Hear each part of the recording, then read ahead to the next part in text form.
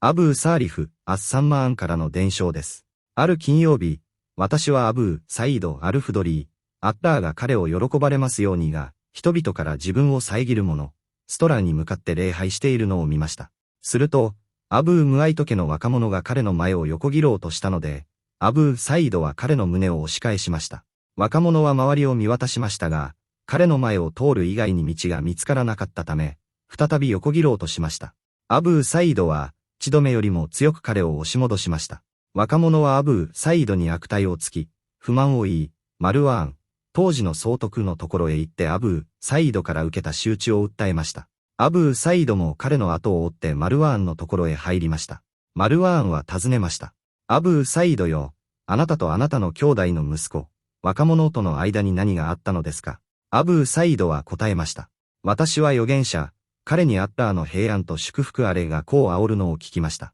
あなた方の一人が、人々から自分を遮る者、ストラーに向かって礼拝しているとき、誰かがその前を横切ろうとしたら、その者を押し戻しなさい。もしその者が拒む、強引に通ろうとするなら、力ずくで、戦うようにして、防ぎなさい。なぜなら、その者は悪魔、シャイターンだからである。サヒーフ・アルブハーリー第509番。ハディースの解説。礼拝者の前を横切る者への対処とストラの重要性。礼拝は、僕、しもべと主、アッラーとの絆であり、礼拝者は主に語りかけ、主へと向かっています。そのため、法シャリーアは礼拝における集中、不習を保ち、妨げを避けるよう命じました。礼拝者自身だけでなく、周囲の人々に対しても、この神聖な時間を壊さないための規則が定められています。ハディースの経緯。タビウーンのアブー・サーリフは、サハーバのアブー、サイード、アルフドリーが金曜日に、ストラ、障壁を置いて礼拝していた時の出来事を伝えています。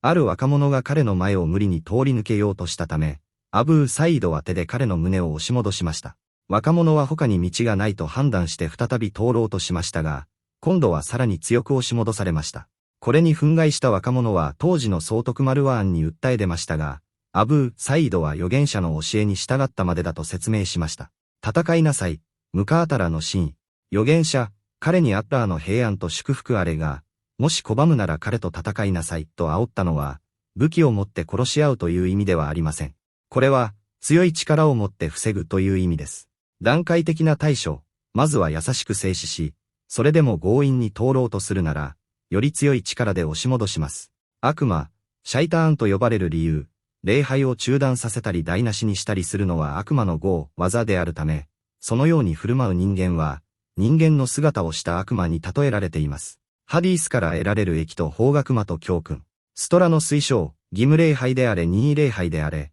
イマームや単独の礼拝者はストラを置くことが推奨されます。なお、イマームの後ろで礼拝する人、マームームにとっては、イマームのストラが全員のストラとなります。ストラとの距離、サジダ平腹ができる程度の適切な距離に近づいて立つことが望ましいです。通行を阻止する権利、礼拝者がストラを置いている場合のみ、前を通る者を阻止する権利が生じます。穏やかな手段から始める。相手を止める際は、まず穏やかな方法、手で静止するなどから始め、必要に応じて強度を上げます。いきなり暴力に訴えてはなりません。礼拝中の動作の許容、礼拝を守るための必要最小限の動作、通行人を押し戻すなどは、礼拝を無効にせず、むしろ推奨される行為です。通行人の罪の重さ、礼拝者の前を横切ることは、礼拝者の集中を乱し、神との対話を妨げる非常に重い罪です。礼拝の尊厳、このハディースは、礼拝があった後の親密な対話の時間であり、